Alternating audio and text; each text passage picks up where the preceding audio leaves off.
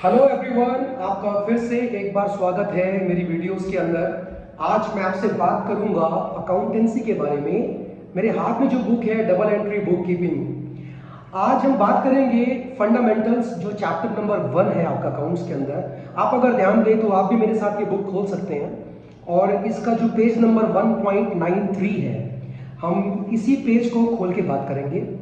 और मैं आपके लिए टीएस ग्रेवाल के हर एक क्वेश्चन का आंसर, सारे के सारे जो क्वेश्चंस हैं उनको मैं बोर्ड पे सॉल्व यहाँ पे करूँगा आपके लिए।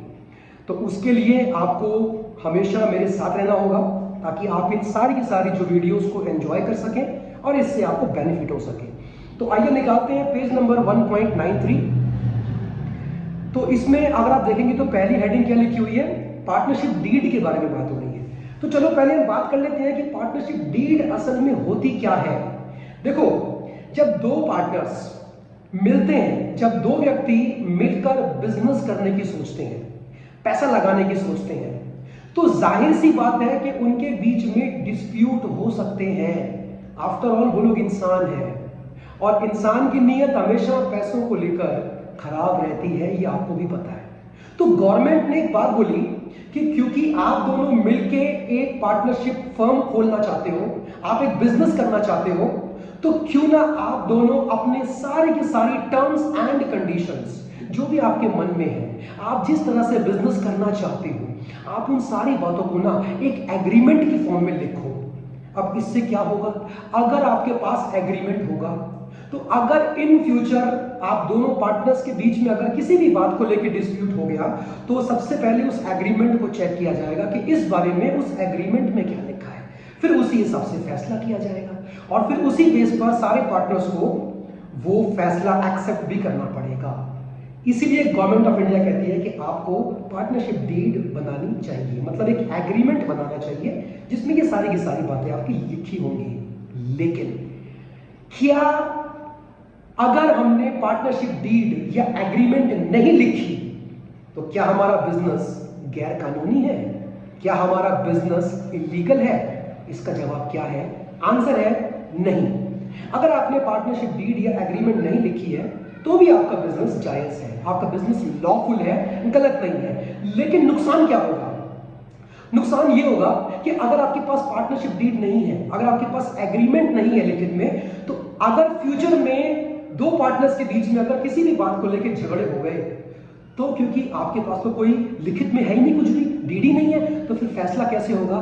फिर बीच में आता है इंडियन पार्टनरशिप एक्ट 1932।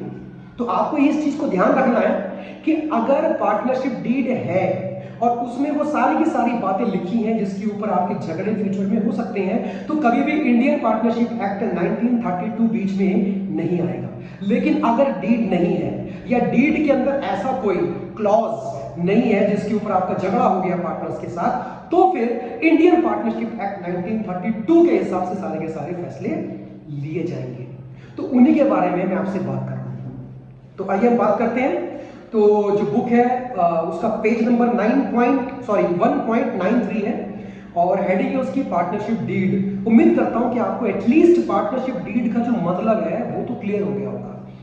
तो इसमें लिखा हुआ है कि in the absence of partnership deed, देखो क्वेश्चन के अंदर उसने स्टार्टिंग में ये बात बोल दी है कि ये जो बिजनेस की हम बात कर रहे हैं इनके बीच में कोई लिखित एग्रीमेंट साइन नहीं हुआ, कोई डीड नहीं है इनके बीच में, तो जाहिर सी बात है कि सारे के सारे फैसले इंडियन पार्टनरशिप एक्ट 1932 के हिसाब से होंगे। अच्छा, state the provisions of the partnership act 1932 relating to, पहला, सैलरीज ऑफ पार्टनर्स। अब देखो, या तो डीड में आपने कहीं लिखा होता कि किसी पार्टनर को हम सैलरी भी देंगे, पार्टनर को बिजनेस में क्या मिलेगा, प्रॉफिट के अंदर हिस्सा मिलेगा, ये हम भी जानते हैं। लेकिन अगर एक पार्टनर ये कहता है कि मैं बिजनेस के अंदर ज्यादा टाइम देता हूं, मेरे एफर्ट ज्यादा है, तुम तो मौज मारते हो, तुमने खाली पैसा लगा दिया और तुम हट गए पीछे, लेकिन बिजनेस में टाइम कौन दे रहा है? मैं दे रहा हूं, इसलिए मेरे को प्रॉफिट के साथ साथ सैलरी भी मिलना चाहिए और इनके बीच में कोई पार्टनरशिप डीड नहीं है। तो इंडियन पार्टनरशिप एक्ट 1932 कहता है अब कि अगर इस बात को लेकर पार्टनर्स के बीच में झगड़े हो गए तो भैया कोई सैलरी नहीं मिलेगी। अगर डीड में सैलरी का जिक्र नहीं है तो कोई सैलरी आपको नहीं मिलेगी। ये मैं नहीं कह रहा, ये इंडियन पार्टनरशिप एक्ट कहता है 1932। तो पहले वाले का आंसर क्या हो गया? No salary will be allowed, कुछ नहीं मिलेगा। फिर आप चाहे कितने भी घंटे काम कर रहे हो, आपका दूसरा पार्टनर मौज मारता है, फर्क नहीं पड़ता। Second, interest on partners capital, इसे शॉर्ट में कहते हैं आईओसी। आप भी जानते होंगे कि जो पार्टनर बिजनेस में पैसा लगाते हैं उसे कहते हैं कैपिटल, और उसके ऊपर बिजनेस फर्म उनको इंटरेस्ट पे करती है, आईओसी। क्योंकि उसको फर्म अपने ऊपर क्या मानती है? लायबिलिटी मानती है, इसलिए उसके ऊपर जो है पार्टनर्स को इंटरेस्ट पे करती है। लेकिन अब सवाल ये है कि अगर पार्टनरशिप डीड आपके बीच में नहीं है और आईओसी का अगर कोई पार्टनर जिक्र करता है कि मिलना चाहिए, तो क्या मिलेगा? जवाब है नहीं मिलेगा। इंडियन पार्टनरशिप एक्ट कहता है अगर डीड में जिक्र नहीं किया गया या डीड है ही नहीं तो नहीं मिलेगा आईओसी, चाहे आप कितना भी क्लेम करते रहे उस चीज के लिए। आगे बढ़ते हैं, सी देखते हैं, interest on loan by a partner. अब एक पार्टनर ने फर्म को लोन दिया हुआ है, नॉट कैपिटल, कैपिटल के अलावा एक पार्टनर ने बोला कि फर्म कहां बैंक जा रहे हो, लोन लेने के लिए जा रहे हो, उसको इंटरेस्ट दोगे, बैंक आपसे 100 तरह के पेपर वर्क भी लेगा, मॉर्गेजिंग भी लेगा, है ना, कुछ ना कुछ तो रखोगे तो ही तो लोन मिलेगा। मैं पार्टनर हूं, मेरे पास पैसा पड़ा हुआ है, मैं काम करता हूं, मैं फर्म को लोन देने के लिए तैयार हूं। क्या फर्म लोन एक पार्टनर से ले सकती है? जवाब क्या है इसका? बिल्कुल ले सकती है। लेकिन अब सवाल ये आता है कि अगर पार्टनरशिप डीड है ही नहीं तो क्या उस पार्टनर को अपने उस लोन के ऊपर इंटरेस्ट नहीं मिलेगा? जरा सोचिए, इंडियन पार्टनरशिप एक्ट इस बारे में क्या कहता है? उसका यह कहना है कि अगर किसी पार्टनर ने फर्म को लोन दे दिया और अगर डीड में इंटरेस्ट का जिक्र नहीं किया गया कि फर्म कितने इंटरेस्ट पे लोन पे इंटरेस्ट पे करेगी, तो ऐसे केसेस के अंदर उस पार्टनर को इंटरेस्ट मिलेगा और वो होगा 6% पर एनम के हिसाब से। ये पॉइंट आपको ध्यान रखना है। I am not talking about interest on capital, I am talking about interest on loan. अगर किसी पार्टनर ने कैपिटल के अलावा लोन भी दिया हुआ है बिजनेस को, फर्म को, तो उसके ऊपर इंटरेस्ट किसी भी हाल में पे होगा सर। या तो डीड में लिखा होता कि कितने परसेंट पे होगा तो फिर उसके हिसाब से पे होता, लेकिन अगर डीड ही नहीं है या डीड में लोन के इंटरेस्ट का जिक्र नहीं है तो फिर 6% मिलेगा, लेकिन मिलेगा। ये आपको ध्यान रखना है। ओके, नेक्स्ट है D point, division of profit. अब प्रॉफिट को कैसे बांटा जाएगा? डीड तो है नहीं आपके बीच में, there is no profit, there is no written agreement, agreement तो है ही नहीं। क्या ज्यादा पैसा लगाने वाला पार्टनर ये बोल सकता है कि मेरा पैसा बिजनेस में ज्यादा लगा है तो मुझे प्रॉफिट के अंदर हिस्सा भी ज्यादा मिलना चाहिए? डीड तो है ही नहीं। इस बारे में इंडियन पार्टनरशिप एक्ट का क्या कहना है? वहां पे ये लिखा है कि अगर डीड में प्रॉफिट शेयरिंग रेशियो मेंशन नहीं है तो सारे पार्टनर्स को प्रॉफिट इक्वल मिलेगा। अगर 2 पार्टनर हैं तो 1:1 का रेशियो बनेगा, अगर 4 पार्टनर हैं तो 1:1:1:1 का बनेगा, लेकिन इक्वल मिलेगा। चाहे किसी का पैसा बिजनेस में कितना भी लगा हो, इक्वल मिलेगा सर। ठीक है, आगे बढ़ते हैं, ई पॉइंट के ऊपर बात कर लेते हैं, इंटरेस्ट ऑन पार्टनर्स ड्रॉइंग्स। ये क्या होता है? अगर पार्टनर ने बिजनेस से पैसा निकाल लिया, थोड़ा सा आपको इस चीज को जानना पड़ेगा पहले कि ड्राइंग्स जो पार्टनर्स की होती है ना, वो बेसिकली 2 टाइप की होती है। एक होती है ड्राइंग अगेंस्ट कैपिटल, एक होती है drawing against the profits. Business का जो प्रॉफिट है उसमें से पैसा निकाल लिया या अपना जो कैपिटल था वहां से निकाल लिया। क्या दोनों पे फर्म इंटरेस्ट ऑन ड्राइंग मांग सकती है? जवाब क्या है इसका? जवाब क्या है? नहीं।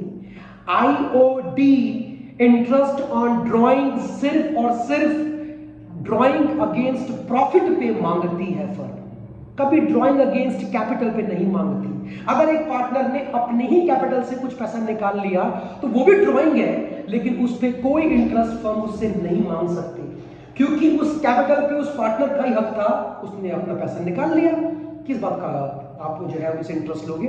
लेकिन प्रॉफिट, अगर उसने ड्राइंग प्रॉफिट से करी है तो प्रॉफिट पे सिर्फ उसका अधिकार नहीं था, सारे पार्टनर्स का था, तो भी उसने प्रॉफिट में से कुछ पैसा निकाल लिया ड्राइंग्स के रूप में। अब क्या फर्म उससे इंटरेस्ट मांगेगी? बिल्कुल मांगेगी सर। आपने वो पैसा निकाला है जिस पे आपका सिर्फ प्रॉफिट का ही अधिकार था, लेकिन आपने तो एक्स्ट्रा निकाल लिया है, तो वो ड्राइंग्स के ऊपर आपको इंटरेस्ट पे करना पड़ेगा। और तब तक पे करोगे जब तक कि आप ये पूरा पैसा फर्म को वापस नहीं कर देते। That is your interest on drawing. तो आपने एक नई बात सीखी आज कि अगर पार्टनर ने प्रॉफिट में से पैसा निकाला है, ड्राइंग्स करी है, ड्राइंग अगेंस्ट प्रॉफिट करी है, तो ही इंटरेस्ट फर्म उससे मांग सकती है। कितना? क्वेश्चन है कितना मांग सकती है। या तो डीड में लिखा हो कि इतना इंटरेस्ट पे करना पड़ेगा भैया, अगर प्रॉफिट में से कुछ पैसा निकाल लिया आपने ड्राइंग्स की फॉर्म में, और अगर डीड ही नहीं है तो भी पार्टनर अगर ड्राइंग्स करता है अगेंस्ट प्रॉफिट, तो कितना फर्म चार्ज करेगी? Answer is 0%। कुछ नहीं मांग सकती क्योंकि डीड में लिखा ही नहीं है। तो इंटरेस्ट ऑन ड्राइंग पार्टनर से आप नहीं मांग सकते, फर्म नहीं मांगेगी। ओके, और लास्ट है एफ वाला point, interest on loan given to the partner. अब देखो यहां पे बात क्या हो रही है। अगर आप देखें पॉइंट नंबर सी और पॉइंट नंबर एफ आपको लगभग सेम लगेंगे, लेकिन क्या सेम है? नहीं। सी में बात क्या हो रही थी? पार्टनर ने फर्म को लोन दिया, पार्टनर ने फर्म को लोन दिया, फर्म उसको इंटरेस्ट पे करेगी 6%। लेकिन जो पॉइंट नंबर एफ लिखा है उसमें कहने का मतलब है कि इस बार फर्म ने पार्टनर को लोन दिया। क्या एक फर्म पार्टनर को लोन नहीं दे सकती? बिल्कुल दे सकती है। कितना इंटरेस्ट मांगेगी पार्टनर से? डीड तो है ही नहीं आपके बीच में, या तो डीड में लिखा होता कि इतना इंटरेस्ट आप जो है आपसे हम लेंगे, डीड तो है ही नहीं, तो कितना इंटरेस्ट ऑन लोन मांगोगे उस पार्टनर से? ठेंगा, मतलब कुछ नहीं मांग सकते आप क्योंकि डीड में लिखा ही नहीं है। तो क्या समझे आप कि जब एक पार्टनर फर्म को लोन देता है तो उसके इंटरेस्ट का तो जिक्र इंडियन पार्टनरशिप एक्ट में है 6%, लेकिन अगर फर्म ने पार्टनर को लोन दे दिया और उसके बारे में अगर डीड में कुछ लिखा ही नहीं है तो फर्म उससे कोई इंटरेस्ट नहीं मांग सकती sir. No interest will be charged. तो ये थी हमारी एक बहुत ही स्मॉल सी वीडियो। आगे के जो क्वेश्चंस हैं वो हम लगातार स्टेप बाय स्टेप हम करेंगे।